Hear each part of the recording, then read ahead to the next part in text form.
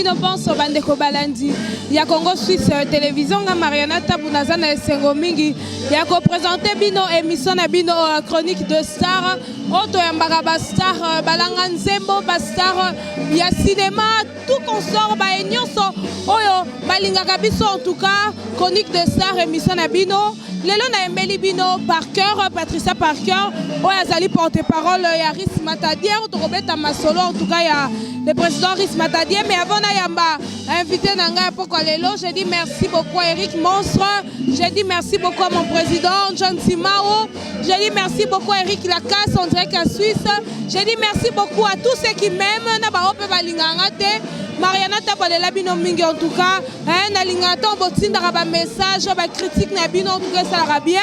En tout cas sans plus tarder na koyamba invité Nanga pour lelo par cœur bonsoir. Bonsoir Maria Tabo. Ça va? Oui, je vais bien, comme tu le vois toujours. Ok. Les lots en tout cas, la répétition, il y a présent Riss Matadier. Et c'est Nini, comment on a que, et loko bobanda kibino, entre vous, les lopé et aboutir, président comme un orchestre à Mounene, et c'est Nini en tout cas. Donc, on a continuer. Donc, il y a belé au lobéate, donc, toi, toujours dans les bons essais. Vous avez aussi quitté, donc, continuer, quand persévérer.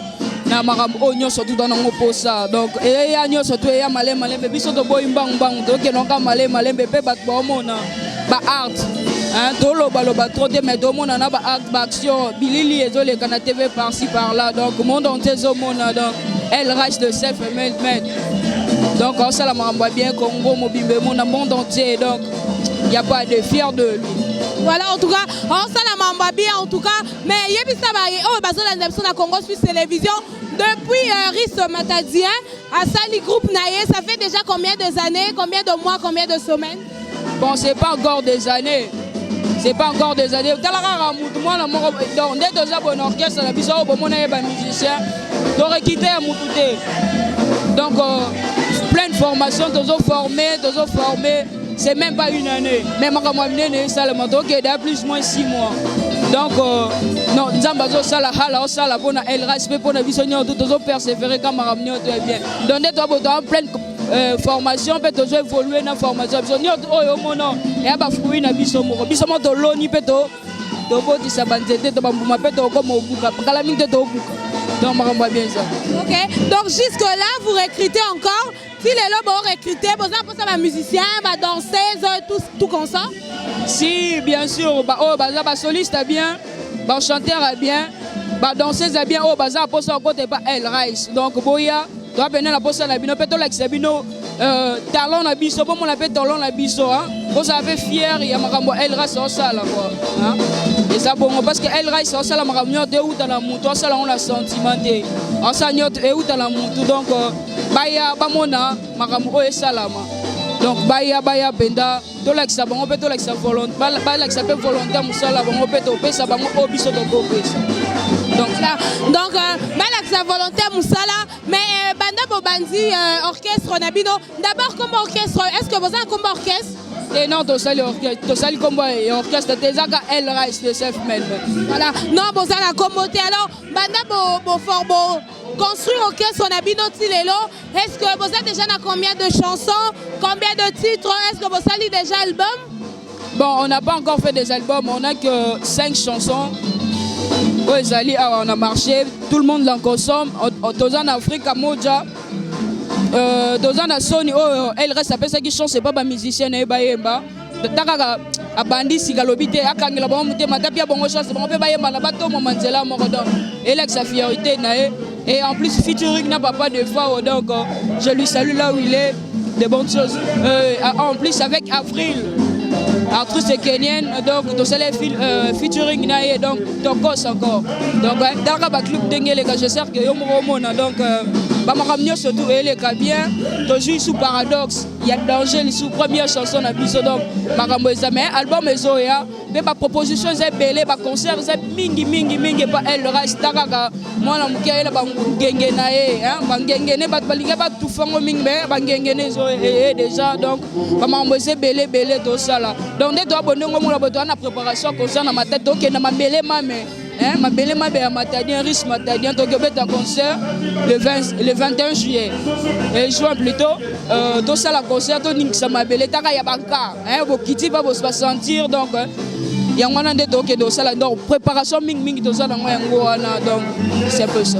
Voilà en tout cas mabele ya risque matadien parce que ça mwana matadi yango boyo kaka babenga ke risque matadien kaka ndenge zala nga Mariana Tabuna Rosala vraiment en tout cas na Rosanga jamais hein na concert risque matadien na matadi le 21 juillet kaka ndenge Patricia Parker a outi en tout cas ça la bien Patricia Parker osa porte-parole ya risque matadien mais pourquoi ponika risque matadien parce que moni azoya na balupemba déjà mon l'obité moi mon ballon face à Zoya vraiment comme on a un niveau moins élevé yango c'est pourquoi c'est le travail naï c'est pas question de séparation qui n'est pas unité oh lobby ce qu'on envisager non moi j'ai elle reste de self-made on a bon intérêt quelconque c'est mon frère d'abord hein donc outil musique depuis Bawenge hein yo ebito outil musique tinde to comme peut créer bon donc tous ensemble toujours tous persévérer tous ça la kaka eloko moko pona ko chana ko chae bois c'est la famille donc to cha bois parce que to ebi eloko moko bien sûr kolanda pe mutu ke non parce que azan étoile wazala nango de an étoile mutu batu wazala bien na batu hein to landa pona bongo pe sans intérêt to za netina li fobo comprends-tu fobo sans complexe pour influencer mututé tozana pour réussir tes actes to ke de kabo la biso de fou o linga akena biso bo aze go nzambe finani comprendre hein o linga sa biso bo ya luka polémique ni au finalement parce que elle reste à maboko pembe a pembe maboko pembe motema pembe nyoso pembe donc makamnyo to ekende pepele donc sans intérêt to ana itina li fobo. Voilà en tout cas Bazana et Tissouka Kande Patricia Parker à lobby en tout cas en parlant de polémique est-ce que Banda Riso Matadia allons pas faire égola communication et puis des années nini na faire égola na bandegonia sabatika likuna est-ce que Bozana monde rando to Bozana bino bien parce que ça fait moins affaire et utakuna comment ça se passe la communication entre vous? C'est ce que je viens de dire maintenant là. Elle reste à ma boko pembe. On a problème à moutouté. Le bas moutouté en ranking nae. On a problème à moutouté. Donc mon président attend ma boko pembe. On a problème à moutouté sans ranking. Ce qui bango ba on a ranking na biso wa biso to éviter mais elle reste à problème à moutouté parce que après on a été hein tous à la biso to ka ben raté to lo ba et na benda be ming na profiter na occasion ko benda bato o ba lo ba biloba batika biloba loba souvent ma boko pembe sans ranking dans tout ça problème était elle reste à un problème na muté bazidane matondo bae bien ba Sonia Kabudi na Paris vous comprenez ba nickel il kombe bae donc makamunyo to za pepele hein donc oh gauche à droite Johnny unité to ana problème à muté oh yazala yango baloba na vie que ce qu'on a rendu à muté on a bien rendu donc otika na soni voya yebino likamona te na ndenge wana penda elle reste ebi problème à muté to ana problème à muté dans le bon. Voilà en tout cas, il y a un problème à Moutouté, président Riso Matadia en tout cas, dans un EPA parce que le répétition, ma répétera chaque mardi, vendredi. L'adresse, est-ce que tu peux donner l'adresse pour un bateau, bon, on a profité de notre adresse parce que donc on a des vacances, pas n'importe quoi. Donc, dans juste on a sauce à Dibaya 51. Donc, on a 4 Gezarena. Donc, ma place, ma musique est Vanda. Et pas gros digresse, je lui sais là où il est. Donc, ma camboisa peut déplacer Vanda. Donc, elle reste Benda. Donc, non, mon président a félicité chaque jour. Bravo, bravo, vraiment. Voilà. En tout cas, président, bravo à toi parce que Eza Elo Kwasika. Bientôt une année, mais quand même tout le monde a bien, ma musicien belé, ma danseuse, mais bien on peut pas pour faire nanda kuosa la talent, elle reste à Sali, awa, président Riso Matadia en tout cas yaka en tout cas ma pour les candidats zalara. En parlant de concert, Patricia, à part Matadi, est-ce que après Matadi le 21 juin, est-ce que Ozo compte pour promo se produire à Ouana Kinshasa pour ça concernant Awa? Il faut d'abord que Riso Matadia a une production libanda même Mikolo Azan a une production est moins ébélée. Donc, il y a des choses qui sont OK Matadi après Matadi donc Angola. baprogramme moi eza ebele totambola mingi mikolo donc tozala penda na kini te donc totambola taka elra ça moto formation moi j'étais pas porte-parole donc à créer un parquet comment porte-parole donc je lui dis toujours merci. Hein? Elle reste self-made, mon président. Donc je lui dis toujours merci. Hein? Donc Moutou Morobo, il y a sa valeur dans Moussala, a créé Moutou pas mon ennemi sur Batou, Moutou Noto Andimier. Moutabo a parti par guerre à Zade. Vous comprenez? Donc parce que elle reste déjà Ndimae, Moutou Moussabo a été.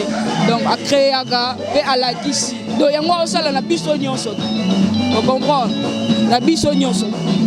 Moutoulélo pas c'est belle la Patricia Parker, c'est pas un musicien boya, c'est pas un musicien boya, on s'est pas né travailler ça fouille à risque matadien.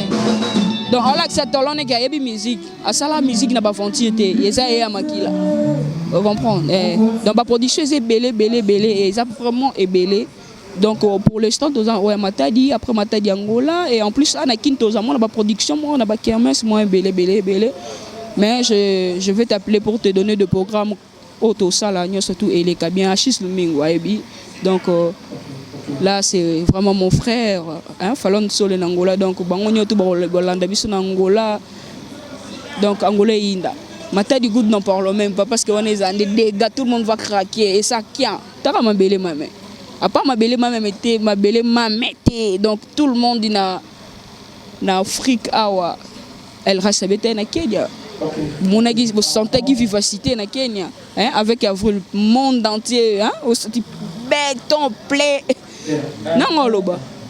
Bokeba, yana biloba, bokeba. Vous comprenez? En tout cas, bokeba, il faut comprendre Patricia Parker, hein. Aza porte-parole, Talaraka Patricia Parker. En tout cas, en parlant de porte-parole, Patricia Parker, boni bande kono musuba porte-parole. Po bino to bino banzamba rando. Bina tali kamka ya mkiebo boko tirando. Musana rando te ata ma porte-parole mombo. Tinga za rando la mutute. Na rando la mutute. Je salue d'abord Fabrice Matadien, Papa Fololo, sans oublier mon vieux Roger Ndonga, donc mes respects. Azaz, mon frère, je te salue donc par rapport. N'a pas de problème à Moutouté. Elle restera un problème à Moutouté. Bisous peut-être un problème à Moutouté. Oh, il y a le caractère détaillé. N'a pas à pour faire sa communication. Je suis porte-parole, je ne suis pas là pour venir seulement inciter des gens, non. On est quand même des intellos quand même. Je ne peux pas venir ici pour citer des gens, parler de gens, non. Je ne les reconnais pas. Comment je vais parler leur nom? Ma grande soeur, ma grande frère, non, c'est porte-parole. Sinon, bango babi que aux anos moana, aux ampuku, et bien le côté. Sinon, bango. Parce que bimi, mikolo peka kamé, bon mon ayo bimi na ba loenge mo boy. Bango ba se plana moti. Quand on parle de loenge, quel loenge? Bango ba loenge na loenge ni. Dans le sens que chama munoko par rapport à risque matadien, pour te dire risque matadien pe, ana e mutumisa kala, ya danze pe. Mais abandi monde na kala mingité. Oui, parce que na reconnaître parce que Nathalie Africa Moja, Nathalie Banzembo belé oya sali, c'est ça Banzembo bien en tout cas c'est à féliciter, mais talakaka, mon Europe moi belé. On va bien. Butano mudu, zela tout ça maramono bien. Vous comprenez hein? Tout ça no maramono bien. Risque matadien. Ko bimana bimi, abetimba mon single moko boya danger. Vous comprenez? Hein? Ayebanenete. Pas yebanene daoute ba place mo kafu. Vous comprenez? Parce que mutabongo ndenge osaba maramne boye. Na lobelete na kanga munoronye. Funa kumisa e. Donc na encore bango loba yuma na bango te bango ne ba edika on bien bango ba créer ngate. Elle reste muta créer donc funa dondo na makamna e. Kumisa mais on dit baloba que musala et loba rebelle par rapport à maloba. Tika musala na e loba pourquoi yo loba rebelle? Oh non, le belé te ya buzuba. Est-ce que le cas Parker a fini na TV ou bien na internet? Jamais. Ben alors, je parle toujours de notre travail. Et on est toujours félicité chez des gens. Et jamais je peux passer là pour inciter quelqu'un. Non, je parle des histoires qui sont très importantes. Tu vois un peu? Et je suis là, je passe. Nakoloba ke notane Africa moja. Babilo ka bongo matadia sangisi Zulu onyo so atayo mo binda bilo bon bobo ye penza atayo moko muta babo ya batu oyo oyebige aselo te mais asa makambo emona musicien moko oyo abimi pe abimisi ba musicien Vous comprenez?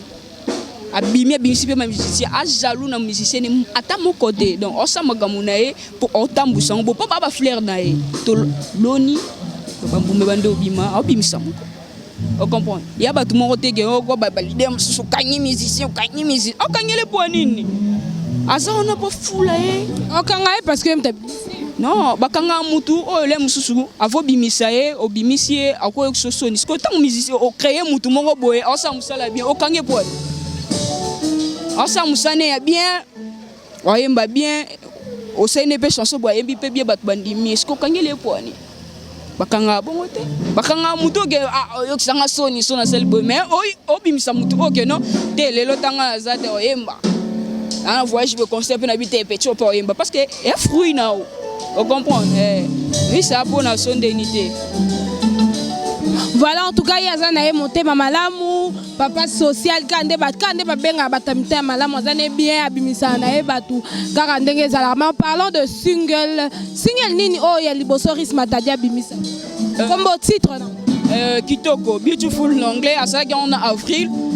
Stara munene ya Kenya. Oh bato belé parce que ba comme luka ba beta featuring Nesco Ris matadia hein? Asali donc featuring na etaka place matadia utaki na place avec ça featuring. Ta niveau l'excès de puissance c'est ça. Azaka dana ba puissance na mais ando sala on est quoi? Ah bon chango quoi yeti hein? Vous comprenez hein? Comment donc azaka dana ba puissance. De vous abo mona ba makamboze belé. Matadia na ba production est belé. Ba surprise des ali. Bato ba lo babotika monka ba lo babomba comme abo.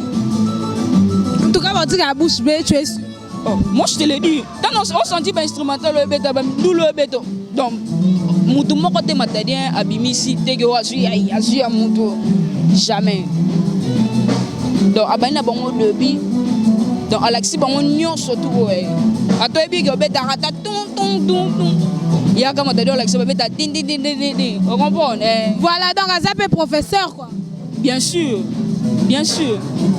Parce que tu peux pas formation belé, outi na wenge maison mère et pas yemoko Weranson en tout cas le président Weranson kuna penda ba formation bien après voilà pas qui pas faire ego là pour kuna Jésus de nuance ça la mo ba nuance pour en tout cas risque matadé so pour yo qui est moi voilà pour comprendre que té waza moi na outi pas faire ego là ndenge za la en tout cas Patricia Parker yebisa ba internaute bande ko na biso ba landa biso na Congo Suisse télévision yebisa bango mona au de la fin parce que to comme dana suka émission na biso yebisa bango pesa bango comment ba ko retrouver yo site na bino combo ya site so boza page YouTube tout ça pesa bango ba référence pour ba retrouver.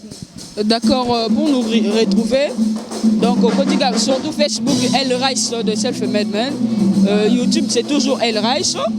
Et pour me contacter, moi, Patricia Parker, El Rice, prenez mon numéro 081 664 6005. 081 664 6005. Là, c'est Patricia Parker pour me rejoindre tout sur le Maramou. Bientôt développer la bonne musique. Oh, il y a El Rice, El Rice, ça là. Hein? Oh, tout le monde, Dalara El Rice, Dalara mignon, hein? Dalara El Rice. Donc, Marmo et ça là, retrouver Patricia Parker. Olingo, il faut consommer, surtout consommer d'abord nos chansons. Regardez ça, Botala Maramo, El Rice, ça là. Botala, Bomona Maramo, il y a ça là. Maramo est bien, surtout sur YouTube, Boti, Bomona El Rice. Qui est en Bomona, Maramne, surtout ça, on a Facebook et Dem. Donc, Maramne, ça, on a déposé, tout est stable. Voilà, en tout cas, merci beaucoup à toi, Patricia Parker. En tout cas, tu comme une souka émission à Bissau, elle est chronique de star. Nous avons mingi. Il y a quand même Patricia Parker, sa porte-parole, Yaris Matadien. Tu comme une souka émission à chronique de star. Je dis merci beaucoup à Eric le Monstre, merci beaucoup à Eric Lacasse en direct de Suisse, merci beaucoup à John Simao, bébé Yapoto, maman Nisha, Boza Ebele, Nalela Bino Mingi, ma famille, mon père. Toute ta famille Tabou, Baïno Sobalinganga, Mariana, Baïno Sobaye Bingai, à toi aussi les grands H, n'a pas si mbote dans les grands H, chez moi, Mie Bessika Zalon, en tout cas dans les lives forts. Hein, Patricia, moi mbote, Yasuka, moi des mbote pour te clôturer l'émission à Bissau. Pas trop de dédicaces, je salue amoureux de moi,